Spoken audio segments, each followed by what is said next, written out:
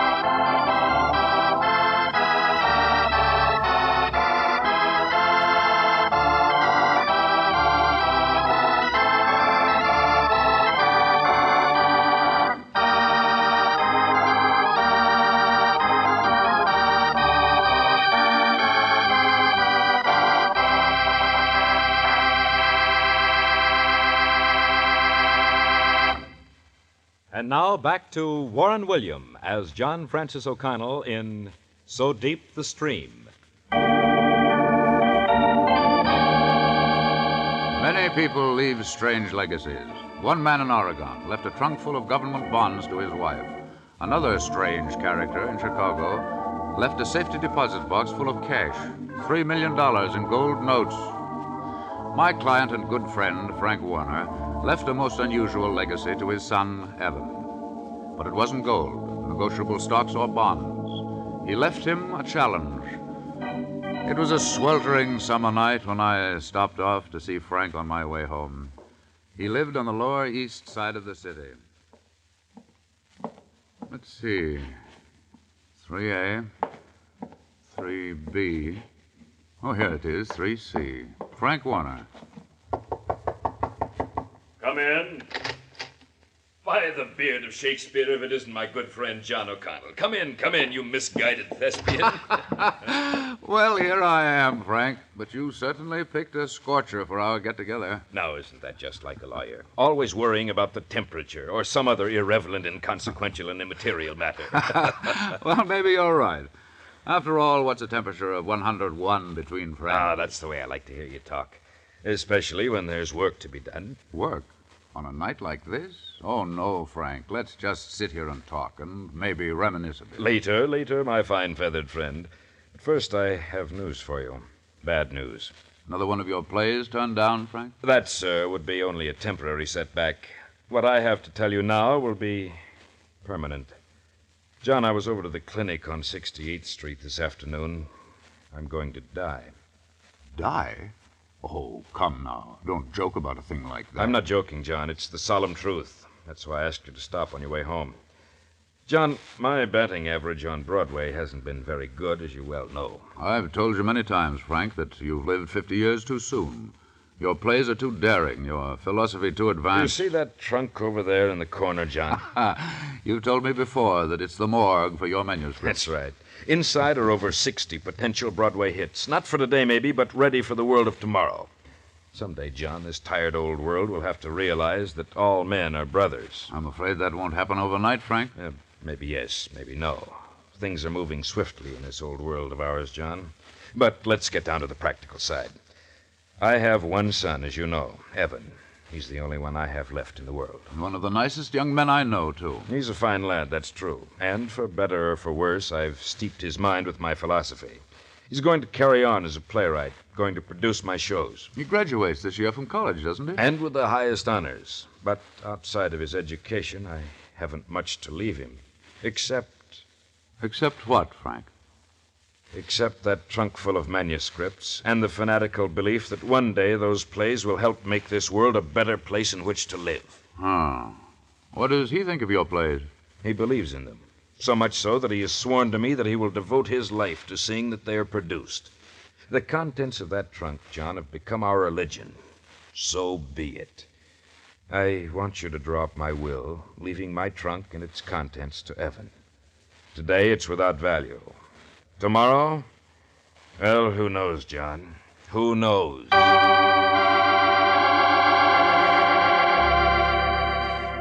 Frank Warner died 2 years later, while Evan was studying in Paris.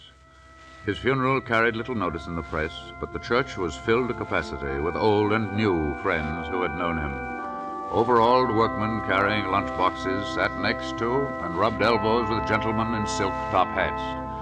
As I sat there and looked at the people, I wondered if Frank's philosophy of universal brotherhood hadn't borne fruit.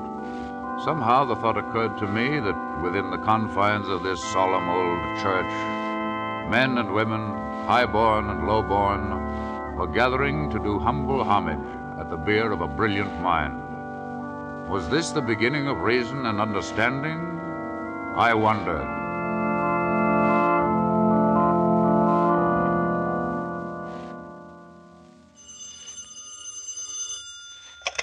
Hello? John, is that you, John? Yes? This is Evan Warner. Why, Evan, good heavens. I'm glad to hear your voice again.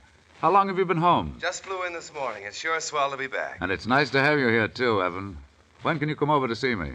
We've got quite a few things to talk over. I'll come over tomorrow night. I'll even go one better. How about dinner? That would suit me fine. What time? We'll make it, how about 8? Okay, dinner at 8 tomorrow night at the Waldorf. It's a deal. And say, John. Yes, Evan? Keep your fingers crossed for me tonight, will you? Fingers crossed? What do you mean? I've got a date with Polly. You remember Polly McGuire, my old Ah, friend? you bet I remember Polly. I think she's wonderful.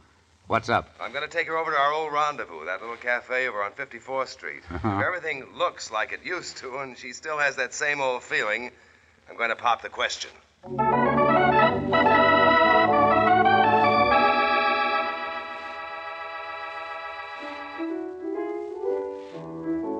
So, there you are, Polly. That's my story and my future. How about it, honey? Well, I don't know what to say, Evan, really. I've waited for you this long. I guess a little while longer won't hurt anyone. But, Evan, do you really have to try producing your father's plays? He never got very far with them. Only because the type wasn't right, darling, but now things are different. People are different. Not the people I've seen. What do you mean, Polly? Well, I certainly don't see the brotherly love you want me to believe in sweeping the world. Well, that's because you've just been shut up here in a big city. But believe me, Polly, where I've been, I see the difference. I've seen liberation in action, and it was something I'll never forget. Maybe you're right, Evan. Perhaps I'm wrong. Anyway, I'll wait until you get this big Broadway smash you're talking about underway. And then, Polly, the day after the opening, you and I'll be married. Is it a deal? cross my heart, it's a deal.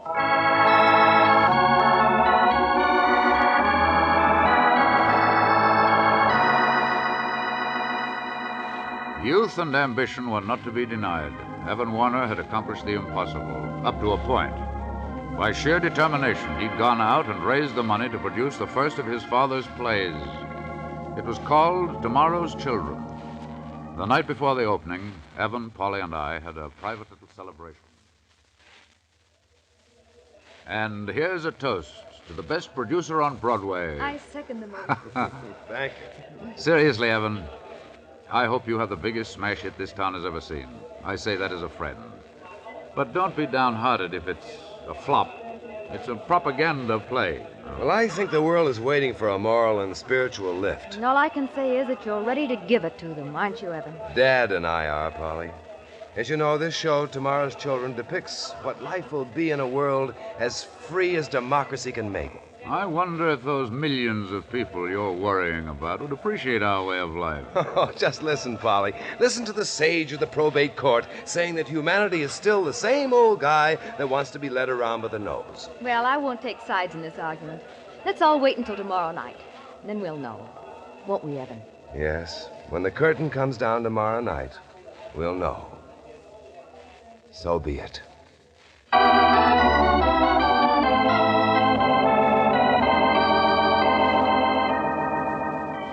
Well, the critics all agree that it would have been better if Tomorrow's Children had never been born.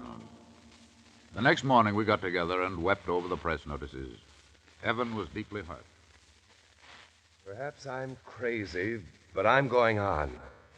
And, Polly, I can't ask you to keep your promise to marry me. I'd hoped for success, and instead I get black, dismal failure. But I can't compromise with truth. Polly, I want you to forget me. Marry someone with a future, with a good job, someone who can get you the things you deserve. And thanks, both of you, for sticking with me. Goodbye.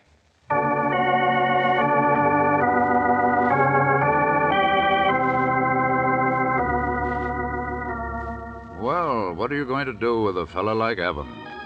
Polly waited for another 6 months, and then, bright and early one morning, she called me to say she was married to Cyrus MacDonald, a wealthy mine owner from South Africa. Tired of waiting for Evan, she had chosen this way out. They left by plane that very night for their new home on the dark continent.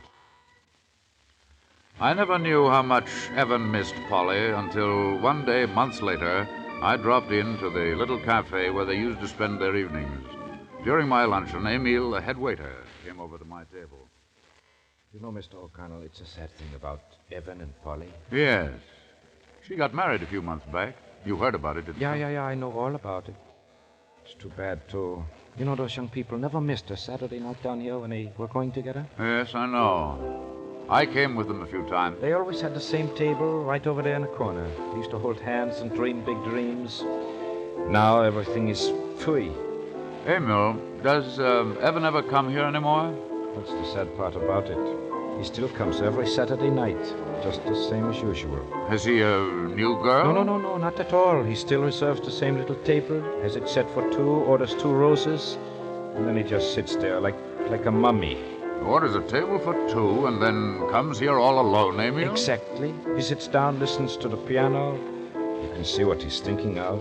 But he won't give in. If he would only cry a little, get a little bit sentimental, maybe he would forget. I don't think he's the forgetting kind, Emil. Maybe not. Only, Mr. O'Connell, it makes me sick here at my stomach to see him suffer so. It makes me mad at the whole world, the world he is trying to save. Well, Emil, that's the way of life. Some of us were born to be happy, and some of us were born to suffer. I want to help Evan very much, but he swears he won't see me until he produces a hit. What are you going to do with a fella like that? I don't know. But I'll tell you what I did, Mr. O'Connell. I've collected $2,465 from waiters all over town toward his next play. He's almost got enough now. How much more does he need, Emil? $3,000. And this time, Mr. O'Connell, it's going to be different. Different? How? He must have 10,000 investors in his new show. Everyone from paper boys to beauty shop operators. They've all kicked in all their pennies, and, well, being investors, they will all show up at the theater. I see. With all those investors waiting to see their own show, they ought to have a sellout for weeks to come. Yeah, that's right, Mr. O'Connell, that's right. Well, in that case, Emil, I'll tell you what I'll do. I'll send you a check for $3,000. I want to be an angel and go to heaven. But promise me that you'll never let him know it came from me. All right. It's a deal, Mr. O'Connell. It's a deal.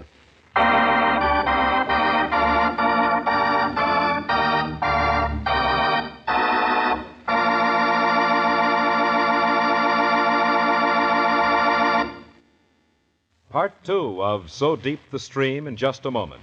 But first, a brief message from your announcer.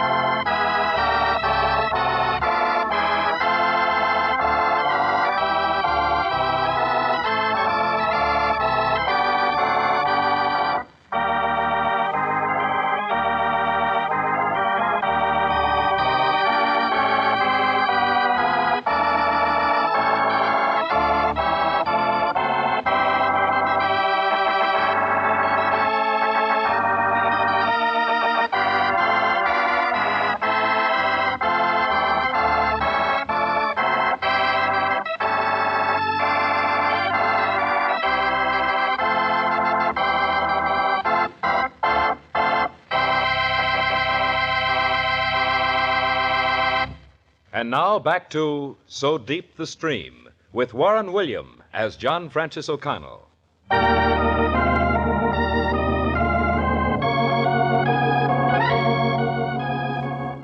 wish you could have attended the opening night of Evan's new show, So Deep the Stream. Even the aisles were jammed with a shouting mass of humanity who wanted to tell the world just what they thought of Evan Warner. And when the final curtain went down...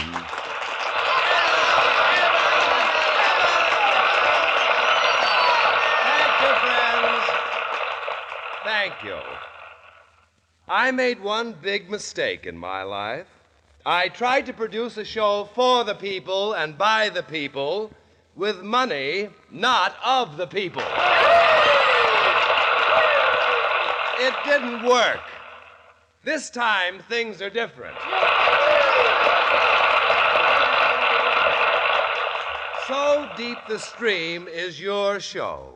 Yes, the story of your life. You, the bootblacks, you, the waiters and the steam fitters, you, the hairdressers and the seamstresses, you are the stream.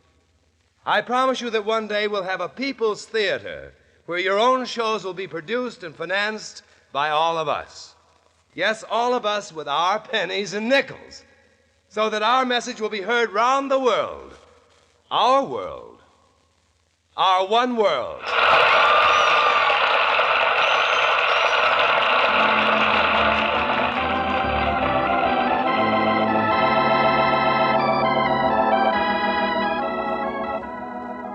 Evan Warner became the country's overnight sensation. Critics, sensing the popular movement, jumped on his bandwagon. Here was the great humanitarian, the new Lincoln. But others made over him, too. Others in the form and shape of lovely Pamela Hazelton. She lost no time in becoming friendly. Oh, Evan, darling, what you haven't done to us. But you know, I went downtown and applied for a job as a social worker this morning. Oh, I want to work right in the midst of the poor and underprivileged. But, Pamela, I don't want you to go that far. After all, the work is hard, tiring. What would you have me do, Evan? Just sit here in this penthouse apartment and wait for you to call me? Well, I could think of worse things. Selfish genius. That's what you are, too. Now that you've converted me to your way of thinking, you want me to be a drone bee. But you're too beautiful, my darling, to go into the slums. All right, my dear one. Pamela's ready to compromise. I'll stay away from social service work if you'll take me to dinner at the Versailles tonight, and then we'll do the nightclubs. Now then, how's that? How could I resist, Pamela, dear? And one more thing. Yes, sweet?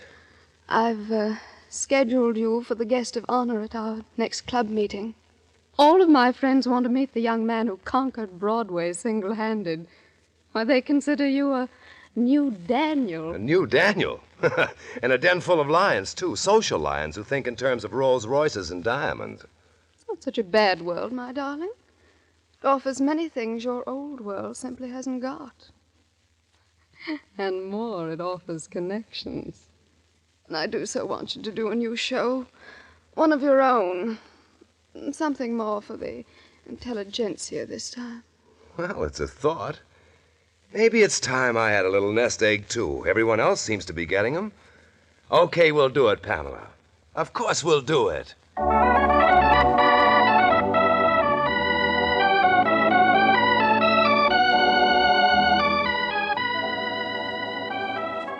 Not long after, the engagement of Pamela and Evan was announced. Evan had deserted his ideal.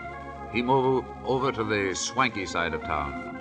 His name was mentioned almost daily in the society columns, but it was mentioned elsewhere, too. For example, in the little cafe on East 54th Street.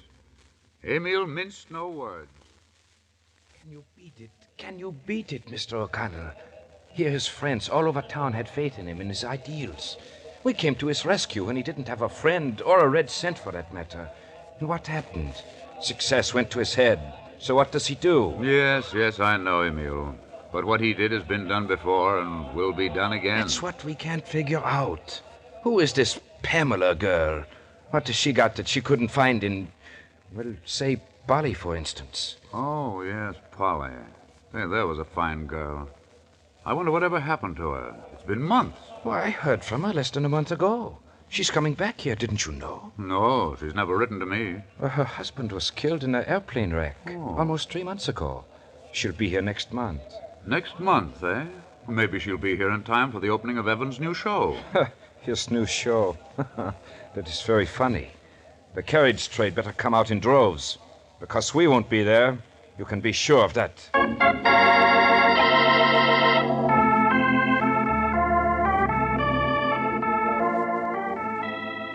As soon as Polly arrived, she came over to see me, pale and wan from the ordeal she'd been through. I thought I detected a gleam in her eye, the gleam of a crusader. I had to go out of the country, John, to see that Evan was right. What I saw in Africa, well, I hate to go into it.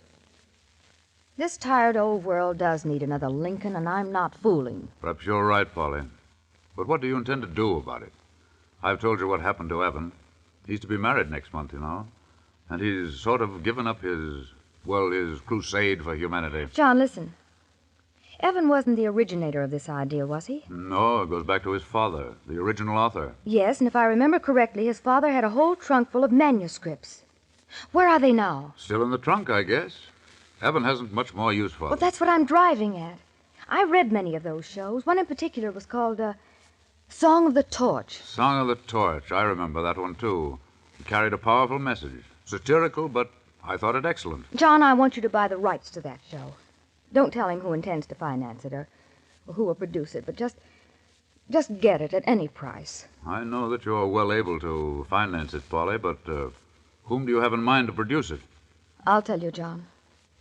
The same people that made So Deep the Stream, the great hit that it was. The waiters, the bootblacks, the small fry. Yes, the people, John. Well, say, Polly, I think you've got something. Let the people do it. You're right. It's about them. Why not let them produce it? Good. I'll get busy right away, and maybe... Well... Maybe what, John? Maybe it will bring Evan back to his senses. Gee, I never thought lawyers could be so intuitive. Oh, maybe you're right. And here's hoping.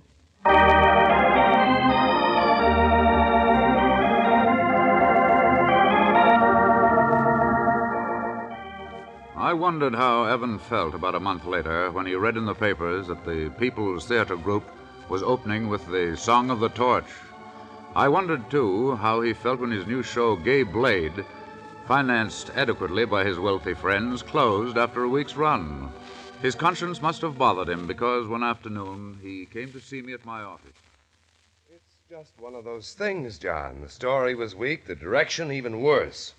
I tried to hire Robert Light, but he was tied up in Hollywood. Yes, it's too bad, Evan. Tell me, how's tricks? You've certainly shied away from your old friends these past few months. Yeah, I know. But don't rub it in, John. You know how it is. Poor boy makes good wine, caviar. And Pamela? Oh, there's nothing wrong with Pamela, John. She's really fine, only... Only you're just beginning to learn that you were a fish out of water, eh, Evan? I guess that's it. John, I've wanted to go back to the old crowd for months. My own people. Guys who learn life the hard way, but... It's hard to say, but I'm ashamed of myself. They think I'm a heel, and I guess they're right, John. Well, maybe it's not too late to make amends, Evan. Now, what can I do to square myself? They won't forget or forgive. No, I wouldn't say that. You know, of course, that one of your father's plays is opening this week. Day after tomorrow, in fact. Yes, I read all about it.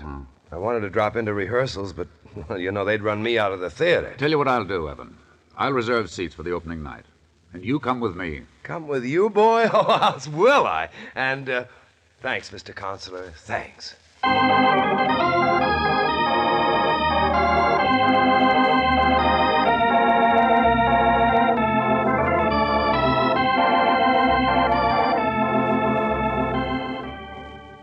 The Song of the Torch played to an overflowing and enthusiastic audience. The program carried the name of no director, but that didn't stop the show from being a smash hit. From our seat in the third row, we saw and sensed the beginning of something that transcended art and the stage. We saw public opinion being welded by sheer force of dramatic intensity. As the curtain lowered, the people stormed their approval.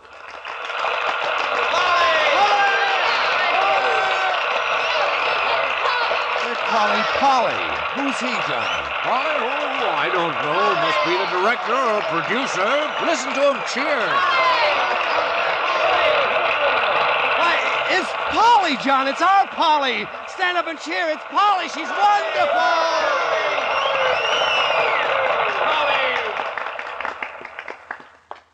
Thank you. Thank you, everyone. I didn't do much, honestly. All the credit for this great and wonderful show belongs to only two people. The first to Frank Warner, who wrote it.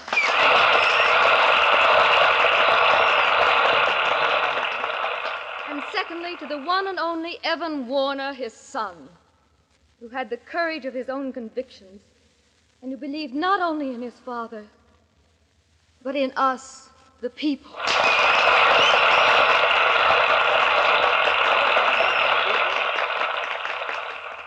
Without either of them to show us the way, this show would never have played. And it gives me the greatest of pleasure tonight, ladies and gentlemen, to present to you the guiding star, the one who was always behind me in this glorious venture, Evan Warner. Just a minute, please. Just a minute. Come up here, Evan. Come up here where you've always belonged.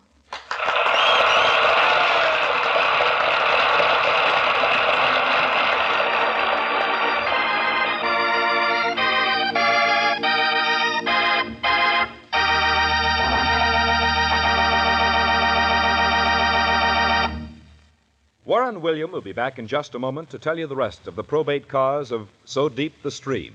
But first, here is a brief message from your announcer.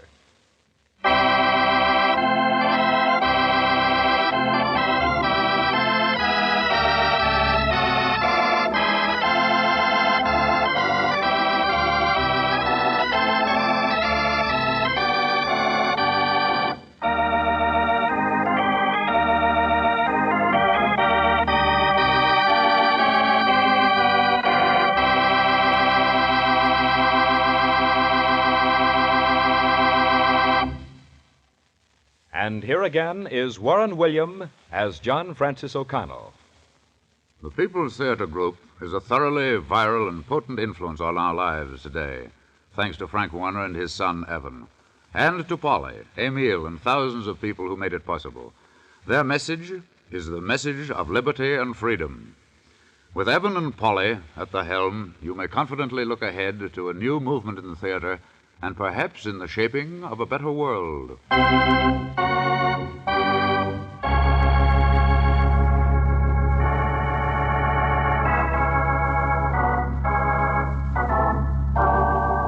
Next week, I'm going to tell you the true story about a mad miser who accumulated a pile of gold dust that was well worth over $1 million. This miser hated the thought that he would have to leave this fortune to his heirs. So he conceived a plan whereby he willed the gold to his relatives, but made sure they wouldn't have the pleasure of spending it. We call this interesting story Miser's Gold. This is Warren William inviting you to listen again next week.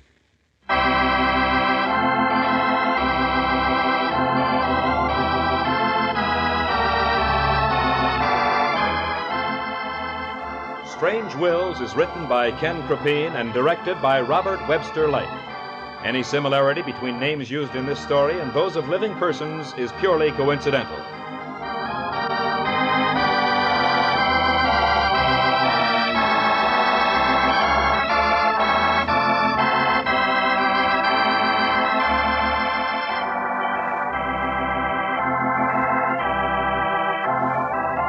Strange Wills is a Teleways feature produced in Hollywood.